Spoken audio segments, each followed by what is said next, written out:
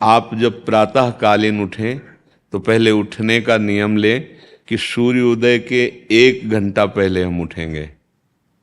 देखो हमारी प्रार्थना मानना। तो इस समय सूर्योदय कई बजे होता है? लगभग 6 बजे, 6:30 बजे कर दे। 6।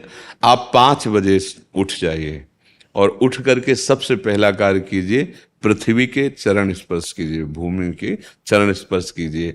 और फिर आप जिस आसन पर बैठे हैं, देखो ध्यान से हमारी तरफ सुनना, जिस आसन पे बैठे हैं, जिस पे शयन किए थे, जिस सैया पर सोए थे, पृथ्वी को प्रणाम करने के बाद उसी सैया में 5 मिनट केवल बैठ जाइए और 5 मिनट बैठकर 5 संतों का नाम ले लीजिए।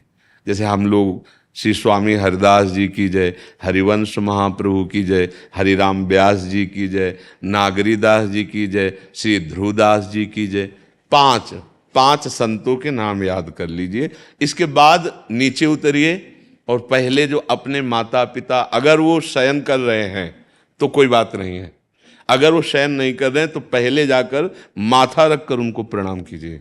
इसके बाद आधा लीटर या 1.25 लीटर जितना आप जल पी सकते हैं, उस जल को आप हल्का सा गर्म करवाइए अपने माता पिता से, जो भी आपकी सेवा में हो, या अगर आप स्वयं कर सकते हो तो स्वयं हल्का सा। अगर 500 ग्राम पी जाए तो और अच्छी बात है, और इससे ज्यादा पी जाए तो अच्छी बात है। वज्रासन में बैठना आता है? वज्रासन जानते हो आप लोग? देखो वज्रासन, वो देखो बैठ रहे हैं, ये दोनों पैरों को ऐसे करके इससे बैठकर जल पिया जाए। ये आपके ब्रह्मचर्य की रक्षा करेगा, कब्ज नहीं होने देगा और आपके मस्तिष्क की गर्मी को ठंडा करेगा। ऐसे वज्रासन में बैठकर धीरे धीरे 5 या 10 मिनट में जल पिया जाए, एकदम ना पिया जाए। गिलास में लेकर के 500 ग्राम जल धीरे धीरे उसको पिया जाए। फिर इसके बाद आपको 100-200 कदम टहलना है। फिर इसके बाद आप शौच जाइए। शौच, अगर आपका पेट साफ हो जाता है, अगर नहीं साफ होता है, कोई ऐसी परेशानी लगती है, तो 1 चम्मच ईसबगोल की भूसी और छोटी हर का आधा चम्मच अगर रात्रि में दूध से या पानी से ले ले तो वो बार बार शौच नहीं लगाएगा, पर आपकी आंतें साफ हो जाएंगी। शौच जाने के बाद स्नान करें और फिर तुरंत, अगर आपको व्यायाम आता है तो करे, नहीं तो सीधा सरल बात होती है, 20 बार बैठ जाए बैठक और 10 बार लेटने वाली दंड।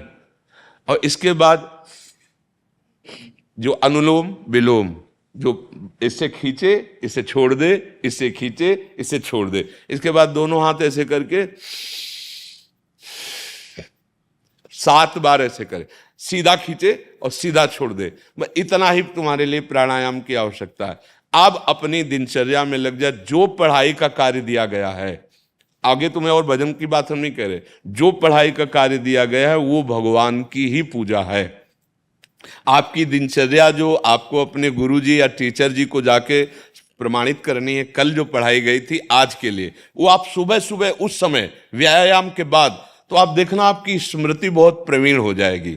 अच्छा, ये आपकी प्रातःकालीन दिनचर्या है। जब आप अपने गुरुदेव के पास स्कूल जाएं, तो हमें आजकल का तो अब पता नहीं, पर हम लोग जब जाते थे तो अपने गुरुजी को प्रणाम करते थे। तो जो स्कूल में आपको पढ़ाई पढ़ा रहे हैं वो तो बात है, अब आपको जो हम खास बात बताना चाहते हैं वो कि देखो अभी छोटे छोटे बच्चे हो, बच्चों में कुछ बच्चे ऐसे गंदे बच्चे होते हैं जिनके गंदी बातें दिमाग में आ जाती हैं और गंदी बातें वो करने लगते हैं आचरण में। आप लोग इतना तो जानते ही होंगे कि गंदी बातें किसे कहते हैं।